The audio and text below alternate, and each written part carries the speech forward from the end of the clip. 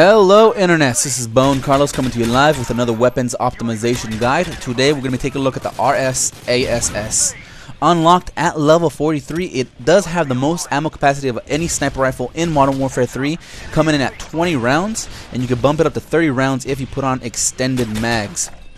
Now the damage is fairly on par with the weaker semi-automatic sniper rifles, with one major difference. It does have a one-shot kill to the neck as well as to the head. Everything else is going to be a two-shot kill, including chest, stomach, and limbs. If you put on a silencer on this weapon, it's a two-shot kill no matter where you put those bullets into your enemy.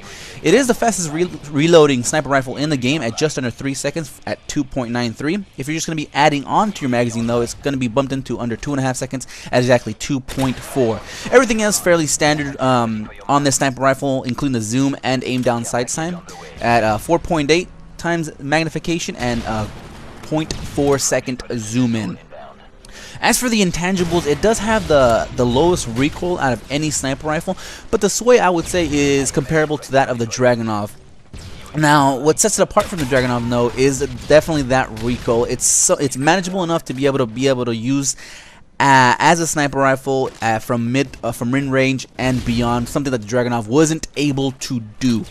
So that was it for my thoughts on the RSASS in general. Now let's move on to the classes, shall we? What I ended up using this weapon most of the time was as a frontline battle rifle type of setup.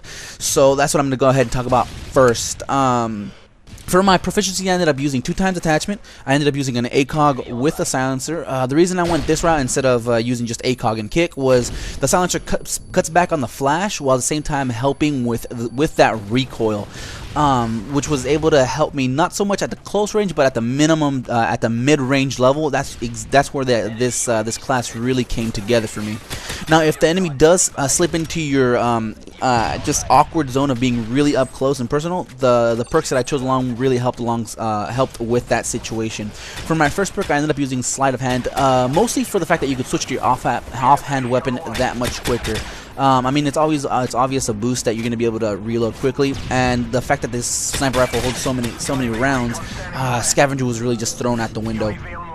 For my second perk, it was a toss-up between quick draw and assassin. It just depends on what you find yourself more comfortable with. The choice is up to you, really.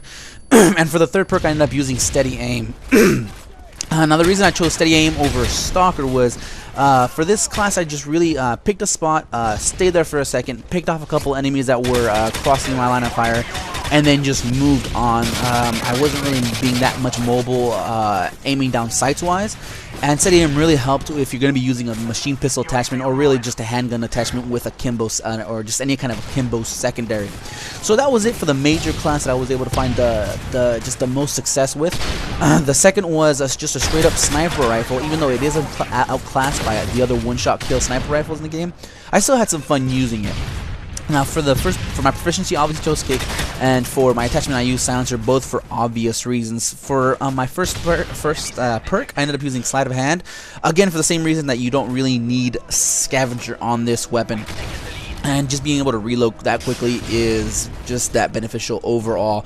Conversely, you could use blind eye, but that's just up to you, really. For second perk, I ended up using assassin, just for obvious reasons. You want to keep your name tag off of the enemy crosshairs. And for the third perk, I ended up using a dead silence.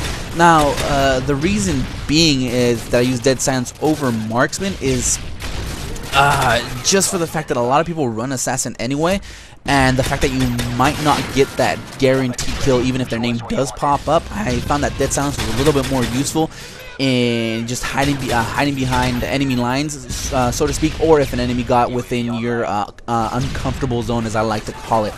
So that was it for my recommendations on this class, on this weapon, I would say. I hope you guys enjoyed. If not, leave a comment down below on what I could do to make these more enjoyable for you.